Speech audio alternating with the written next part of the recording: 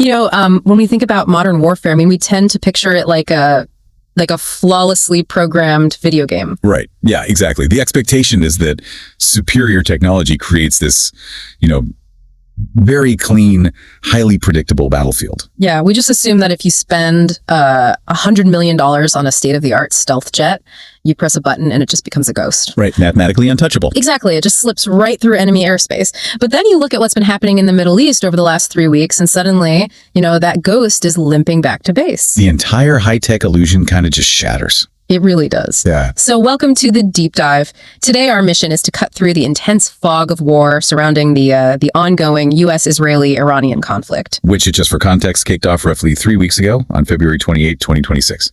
Right. And we are looking at a massive stack of sources today to do this. We've got international news reports from Reuters and the Economic Times, military briefings from both U.S. Central Command and Iran's IRGC. Not to mention a whole slate of geopolitical analyses and financial market updates. Yeah, it's a ton of information, and I need to be really clear right up front. Because that fog of war is so thick right now, our job today isn't to tell you who the good guys are or to take sides. No, absolutely not. The sources we're looking at contain highly charged, highly weaponized political and military claims from literally all sides. Right. We are not endorsing any specific viewpoint. We are taking these raw claims, putting them side by side, and strictly unpacking what the original source material is actually saying. The goal is just to help you, the listener, understand the narratives that are shaping this crisis. Exactly. Which brings us to the central mystery we are tackling today. Did Iran actually manage to shoot down an unkillable American stealth fighter? It's a massive question. And the narrative collision over the skies of Iran right now is totally rewriting what we thought we knew about modern air combat. So let's get right into the breaking news, because we're looking at arguably the most shocking military claim of this conflict so far. Yeah, it really is. U.S. CENTCOM's Captain Tim Hawkins confirmed that a U.S. F-35 stealth fighter was forced to make an emergency landing at a Middle Eastern base. And it sustained heavy damage, right? Heavy damage during a combat mission over central Iran. Now, the pilot is safe, which is the good news, and the U.S. says the incident is under investigation. But then, you look at the statement from Iran's IRGC. Right. They aren't just claiming it was a lucky shot. They state explicitly that they struck that very jet at 2:50 a.m. local time using a modern air defense system. And they didn't stop there. No, they also boast that this happened after their integrated air defense network had already successfully intercepted over 125 U.S. and Israeli drones. Wow. Yeah, they are really projecting this image of a highly functional, impenetrable airspace. Well, here's where it gets really interesting, because the F-35 is, it's supposed to be practically invisible to radar. That is the foundational premise of fifth-generation fighters, yeah. So how does an invisible plane get hit? Well, to understand that, we have to look at some critical analysis from Chinese military experts that were highlighted in our sources. Okay, what are they saying? They're suggesting that the era of relying purely on radar evasion is effectively over. Over? Really? Yeah. Instead of using traditional active radar, which, bounces radio waves off an object and basically reveals the radar's position in the process, these new air defenses are relying heavily on passive electro-optical and infrared sensor systems, or EOIR. Wait, hold on. I have to push back on this. Sure. Because thermal imaging, that isn't new. We've had FLIR and infrared targeting for decades. Oh, absolutely. So are you telling me that the engineers at Lockheed Martin who designed the F-35 simply forgot that a jet engine burns incredibly hot? Why is this suddenly a massive vulnerability now? Right. No, the engineers didn't forget. But the processing power of the enemy has evolved dramatically. How so? In the past, a thermal camera was essentially a guy looking through a scope with a very narrow field of view. It was like looking through a soda straw. What these military analysts are pointing out is the shift toward distributed AI-driven sensor networks. AI, of course. Right. Stealth technology is incredibly effective at shrinking a plane's radar cross-section down to like the size of a golf ball. Sure. But a jet engine still generates a massive heat plume against the freezing upper atmosphere. What's new isn't the thermal camera itself. It's the capability to deploy hundreds of cheap, passive infrared sensors across a massive geographic area. And they all talk to each other. Exactly. They passively soak up terabytes of thermal data, and then artificial intelligence instantly fuses that data to track a heat signature moving at Mach 1.5. Wow. So they don't even need radar. No, radar stealth becomes completely irrelevant if the enemy isn't using radar to look for you. So what does this mean for the whole concept of U.S. air superiority? Because, I mean, just recently, U.S. Defense Secretary Pete Hegseth publicly claimed that the U.S. had flattened Iran's air defenses. Well, flattening usually implies destroying the big, easily identifiable things, right? Yeah. Like early warning radar dishes and surface-to-air missile batteries. Yeah, but traditional targets. Exactly. But if an adversary transitions to distributed passive heat-seeking sensors that are just hidden across the terrain, you can't just bomb a few radar installations and declare the airspace safe. Because the threat is decentralized. Right. And when a supposedly invincible aircraft takes a hit in that environment, the military doesn't just have a physical wreckage problem. They have an immediate public relations nightmare. Which is exactly why the scramble to control the narrative of these vulnerabilities is causing both sides to make ridiculous, unforced errors online. Oh, the propaganda war right now is wild. It really is. The desperation to claim military victories in this parallel information war is leading to massive blunders. The speed at which propaganda can backfire in the digital age is just unprecedented. Case in point, the viral video of the burning jet. I mean, you probably saw this if you're scrolling social media recently. Oh, yeah, it's everywhere. A video starts circulating showing a jet being shot down in flames over Tehran. Almost immediately, Iranian state media and IRGC-linked Telegram channels just erupt in celebration. They were claiming a massive victory. Right. They stated their air defenses just downed a U.S. F-15 fighter jet. It was heavily pushed as a definitive visual show of strength. But then, a few hours later, the Israeli military released a statement that completely flipped the narrative. And this is where it gets crazy. Yeah, they confirmed an aircraft was indeed shot down over Tehran, but it wasn't American. It was an Iranian Yak-130. Which is just absurd on its face. Totally. The visual difference between a subsonic Russian-made trainer jet and an American F-15 is massive. To confuse the two just shows how frantic the regime was to claim a win. And the irony deepens when you look at the method of the shoot-down. Israel announced that they shot down this Iranian Yak-130 using their own F-35 Adir. Wait, really? Yeah. If that claim holds up, it actually marks the world's first ever downing of a manned aircraft by an F-35 in combat. Oh, wow. So Iranian media was essentially cheering for the destruction of their own plane. Yes. Hyping up an Israeli milestone while thinking they had just crippled the U.S. Air Force. Exactly. Yeah. And according to reports from the media line, Iranian state news outlets scrambled to scrub their posts as soon as the humiliation became apparent. I bet they did. But due to severe communication disruptions and, the decentralized nature of Telegram, some of those regime-linked channels still had the celebratory posts up hours later. It just compounded the embarrassment. It perfectly illustrates the modern fog of war for you, the listener. I mean, you open your phone, you see a burning plane, and depending on the algorithmic feed you're trapped in. Right. It's either a massive U.S. defeat or a humiliating Iranian-owned goal. And we are seeing this exact same distortion field applied to the casualty numbers, too. Oh, the casualty reports are completely disconnected from each other. Yeah.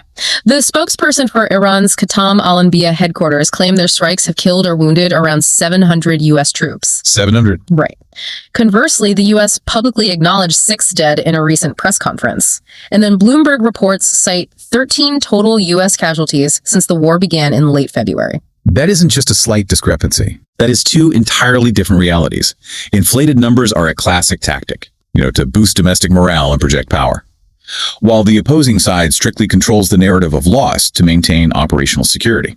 But if we strip away the propaganda and the social media spin, the sources reveal a very real and very tragic physical toll being taken on the forces involved. Yeah. Beneath all the spin, the reality of the air campaign itself is brutal. And the losses go far beyond enemy fire.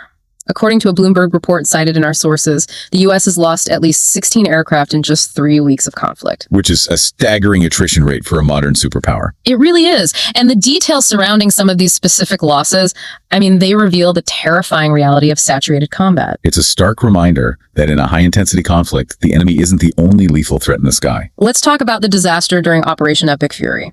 U.S. Central Command confirmed that 3 U.S. F-15E Strike Eagles were shot down over Kuwait. 3 of them. But they weren't brought down by Iran. They were mistakenly shot down by Kuwaiti air defenses. Yeah, friendly fire. Now, thankfully, all 6 crew members from those 3 jets ejected safely and were recovered. But I have to ask, with advanced IFF, identify friend or foe technology, how does a supposedly allied nation shoot down 3 of our top-tier fighter jets in one go? It sounds impossible, right? But think of IFF like a 2-factor authentication ping to your phone. Okay. In a vacuum or during a routine patrol, it's instantaneous. The radar paints the aircraft, the digital handshake happens, and the system registers a friendly signal. So what went wrong? The skies over the Middle East right now are effectively undergoing a massive kinetic DDoS attack. Okay, let's unpack this. So the system is just getting overwhelmed. Overwhelmed is an understatement. You have Iranian suicide drones, incoming ballistic missiles, allied interceptors, and strike aircraft all crossing paths simultaneously. Just a complete mess. A mess in a highly contested electronic warfare environment. Radar operators are staring at screens flooded with hundreds of moving tracks, and their communication networks are being actively jammed at the same time. Oh, man. In that kind of saturation, the digital handshake of an IFF ping might lag by just 2 or 3 seconds. But 3 seconds in a dogfight. Exactly. When a Mach 2 interceptor missile has already crossed the engagement threshold, a 3-second lag is the difference between life and death. Decisions are being made by stressed operators or sometimes automated systems in fractions of a second. And the mechanical and human strain extends well beyond the active combat zones, too. Right. The sources detail the March 12 loss of a U.S. KC-135 refueling aircraft in western Iraq. It crashed in friendly airspace. The military explicitly stated it wasn't caused by hostile fire, and it wasn't friendly fire. But it went down. It went down, and all 6 crew members aboard were killed. Maintaining an air campaign of this scale requires an unbelievable logistical tale. I can't even imagine. Military aviation is inherently dangerous. But when you factor in the sheer volume of sorties being flown, the constant wartime tempo, the mechanical strain on aging airframes like the KC-135. Right, those planes are not new. No, they're old. And then you add the severe fatigue setting in on these flight crews. Catastrophic failures are an inevitability, not an anomaly. So we have billions of dollars of stealth tech potentially being outsmarted by passive thermal networks. We have a sky so saturated with targets and jamming that allies are shooting down allies. Yeah. You would think that with this much chaos on the tactical level, the strategic leadership would be in lockstep. You would think so. But looking at the sources, the political leaders directing this war aren't even reading the same book, let alone on the same page. Moving to the geopolitical chessboard, the friction between the allied nations is becoming incredibly pronounced. The strategic end goals are just fundamentally misaligned. So let's set the stage with the U.S. position. U.S. President Donald Trump has issued a 38-hour ultimatum to Iran.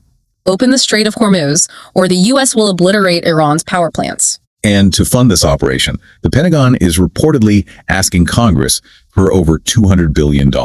Which is a massive request. Massive. But the U.S. administration's stated goals, which were outlined clearly in recent intelligence hearings, are relatively narrow and economically driven. Meaning they just want the shipping lanes back. Basically, they want to destroy Iran's ballistic missile capabilities and neutralize their navy to secure the strait. The priority is restoring the status quo of global trade. But then you look at Israeli Prime Minister Benjamin Netanyahu. He recently held a press conference claiming that Iran no longer has the capacity to enrich uranium or produce ballistic missiles. Right. He flat out said, we are winning and Iran is being decimated. But that bold claim was immediately disputed by the director of the International Atomic Energy Agency, Rafael Grossi. Yeah, the IAEA stepped right in. Grossi told CBS News that a large part of Iran's uranium enrichment capacity is actually intact because it is buried in heavily fortified underground facilities. So it's still there. It's still there. Grossi emphasized that Iran retains both the knowledge and the industrial capability to continue their programs. So the U.S. is threatening to destroy power plants just to get the straits open, while Israel is preemptively claiming the nuclear and missile threat is already handled. Right. But the real friction, the moment this disconnect became dangerous, happened over the strike on Iran's South Pars gas field. Yeah, that specific strike escalated the war directly into the global energy sector. How so? Well, by hitting South Pars, which is a massive critical infrastructure node, it immediately triggered retaliatory Iranian strikes on oil refineries in Haifa, Israel, and energy infrastructure in Qatar. And the diplomatic fallout from that strike was wild.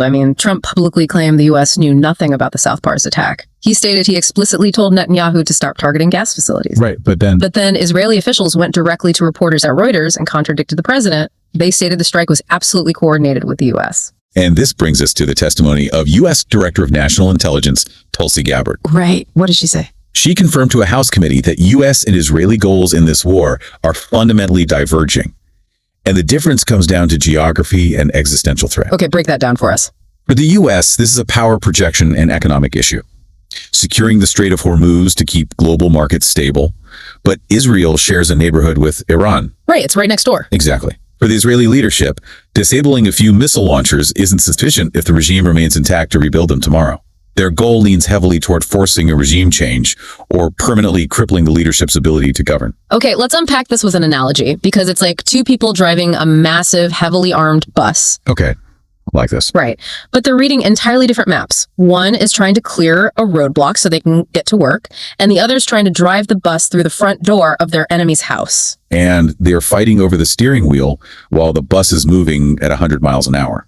Exactly. When allies aren't aligned on the desired end state of a war, every single tactical decision, like bombing a gas field, becomes a point of friction that can cause the conflict to spiral into a much broader regional war. So what does this all mean for you, the listener? We've covered a massive scope today. We started with the physical vulnerabilities of invisible stealth technology against modern heat sensors. We explored the deadly reality of saturated airspaces leading to friendly fire. We talked about the instantaneous absurdity of the Yak 130 propaganda war and a fractured U.S.-Israel alliance that can't agree on how this war is supposed to end. And you might be sitting there thinking, I live thousands of miles away from the Middle East. I don't care about the radar cross-section of an F-35 or the political friction between allied leaders. Why does this matter to my daily life? Well, it matters because of that 48-hour ultimatum. It matters because of the Strait of Hormuz. Exactly. A fifth of the world's total oil supply passes through that narrow, easily blockaded waterway. A fifth? That is huge. Right. And with Iran restricting access, and both sides now actively launching missiles at energy facilities like the South Pars gas field and the Haifa refineries, the global supply chain is taking a direct hit. You are going to feel the impact of this war almost immediately. You'll feel it in skyrocketing prices when you fill up your car at the gas pump. And you will feel it in the grocery aisles as transportation costs surge due to these global energy shocks. The ripple effects simply aren't contained to the battlefield, which leaves us with a final thought to ponder as we wrap up this deep dive. Yeah, when you synthesize all these sources, a very distinct question emerges about the nature of power today. We spend billions of dollars debating the stealth capabilities of fighter jets and the payload of ballistic missiles. But in an era where alliances are strained by instantaneous social media propaganda, right, and global economies can be essentially held hostage by closing a single 21-mile waterway like the Strait of Hormuz, are the most powerful weapons in this war actually the ones that don't fire bullets at all? It's a sobering thought. The economic and informational leverage might be more devastating than the kinetic strikes. Thank you so much for joining us on this deep dive. We've thrown a lot of complex information at you today, from the physics of thermal imaging to the geopolitical realities of alliance friction. But you've stuck with us through the frog. Keep questioning what you see, look beyond the headlines, and stay curious.